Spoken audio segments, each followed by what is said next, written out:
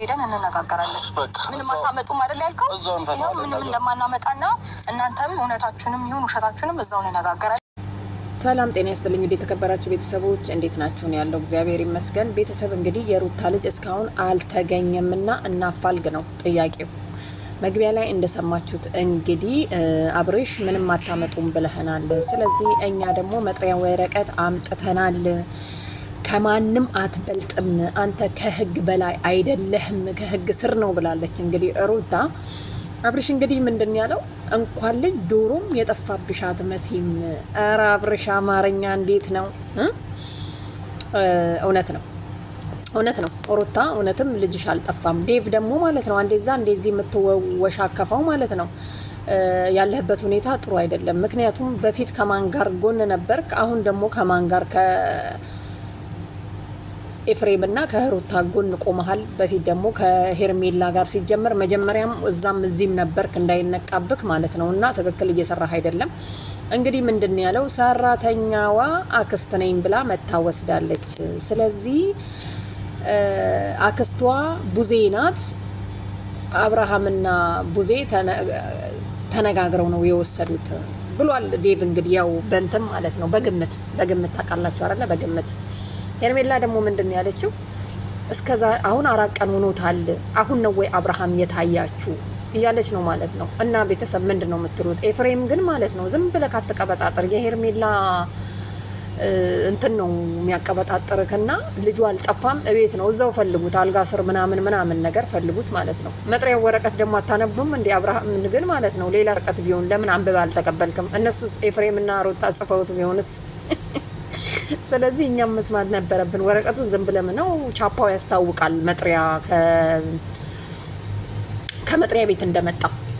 ለማንኛውም ዴቭ አንሰማህን፣ ምክንያቱም እንደዚህ እንደሆንክ ድሮም ስለምናቀክ ማለት ነውና ልጁ አልጠፋም አለ አብርሽ እንዳለው እንኳን ልጅ ዶሮ የጠፋብሽ አትመሲም ብሏል። ሩታዬ እንዴት ነው መጀመሪያ ቀን ስትመጪ በትክክል ልጅ የጠፋብሽ አትመሲም ነበረ። በጣም ብዙዎች ልጅ የጠፋብሽ አትመሲም ሲሉሽ ደግሞ እያለቀሽ መጣሽ ማለት ነው።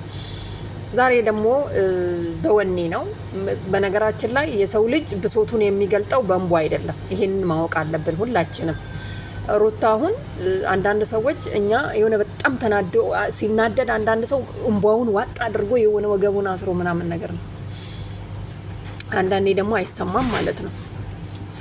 እኔ ዴቭንም እኮ በከሉት እናንተ። ዴቭ ምንድን ያለው እስከ ዛሬ ድረስ ሩታ ጥፋተኛ ትመስለኝ ነበር እንጂ ለካ አብርሃም አንተ ነህ ጥፋተኛ ብሎት ቁጭ አላለም። እውነቱን ነው።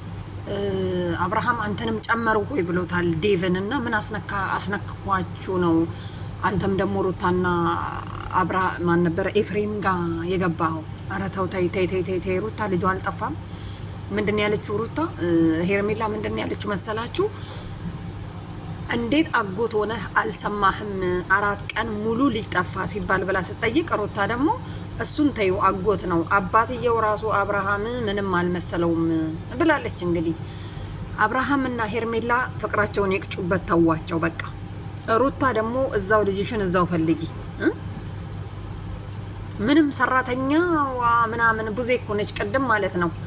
ሰራተኛዋ ምናምን አለችና ከዛ መለሳለችና አጋዧ እንዳለችው ምንም ስም ተቆለማመጠ እኮ ሰራተኛ ነው። ምንም የሚደብር ነገር የለም ማለት ነው። አንድ አይነት ነው። እና ምን ልላችሁ አትሳቀቁ ለማለት ፈልጌ ነው። እና ሲቀጥል አብርሃም ትክክል ነው። ኤፍሬምም እንግዲህ ትታሰራላችሁ፣ ሁላችሁም ህግ ቤት ሄዳችሁ ሂሳባችሁን ታገኛላችሁ ተብላችኋል። ተዘጋጁ። ወረቀትን ኪስ ጨምረሃል።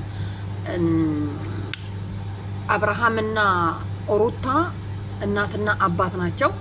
ግን ደግሞ ሄርሜላና ሩታ ልጁ እነሱ ጋር ስለሌለ ምንም አልመሰላቸው። ምክንያቱም በሀሳባቸው ሩታ ልጁን ደብቃ ነው ያሉት ማለት ነው። ሩታ እንደው የእውነት ምን ውስጥ ደብቀሽው ነው? እርግጠኛ ነኝ እኔ ሄርሜላ ይሄን ታረጋለች ብዬ አላስብም። አብርሃም እንኳን ቢያመጣ ሄርሜላ ውሰድና መልስልኝ አልፈልግም ነው የምትለው። ምክንያቱም የሰውን ክፋት የምታስብ አይመስለኝም። እና ለማንኛውም ሩታ ሄርሜላና አብርሃም በጣም አብርሃም ስለሚናፍቅሽ እሱን ለማየት ነው፣ እሱን ለማግኘት ስለምትፈልጊ ብቻ ነው በዚህ መንገድ የመጣሽውና ልጅሽን እዛው ፈልጊ። እዛው ፈልጊ። እስካሁን ድረስ አልተገኘም። በጣም ያሳዝናል። ለማንኛውም ማለት ነው እንደዚህ ፏፈሽ ብለሽ መተሽ ልጄ ጠፍቷልና እስር ቤት አስጠርቼሃለሁ ምናምን አይሰራም። እንዳልጠፋ ማንም ሰው ምስክር ነው። ግን ዴቭ ደግሞ እዛም ይሄድክ እዚህም ይሄድክ ጥልቅ አትበል ማለት ነው። በጣም አጥፍተሃል። ምክንያቱም አጎት ነህ፣ እኔም ልጆች አለኝ ያሳስበኛል ምናምን። ቢያሳስብህ እንደዚህ አታረግም ነበር። ገና ዶሮ ታስታረቃቸው ነበር። አሁን ግን ልጁ የራሱን ህይወት እየመራ ባለበት ሰዓት አንዴ ልጅ ጠፋ እያላችሁ ታደናብሩታላችሁ። አንዴ ኤፍሬም እየሄደ እኔ ካልፈተሽኩ ብሎ ቤቱን ሁሉ ይዞራል። ምንድነው እንደዚህ የሰው ፍቅር ማቋረጥ እንዴ? ተረጋጉ እንጂ ሩታም ተረጋጊ። በቃ የራስሽን ህይወት እንዴ ምንድነው ሞልቶ የለ እንዴ? ስንትና ስንት እዛ አፈልጊ። ካልሆነ እኛ እናፋልጋለን። በጣም ብዙ አሉ ምናቃቸው ማለት ነው እዚህ ሚዲያ ላይ። ስለዚህ እኛ ሴቶችን አታውርጂ በቃ። እና ለማንኛውም ይመችሽ። ጥሩ አካሄድ ነው። አብርሽን ስለምትወጂው ስለሚናፍቅሽ እሱን ለምታገኘው የምታደርጊው ጥረት ተሳክቶልሻል። እንግዲህ ወረቀትህን ይዘህ ወደ እስር ቤት ከርቸሌ ትወርዳለህ።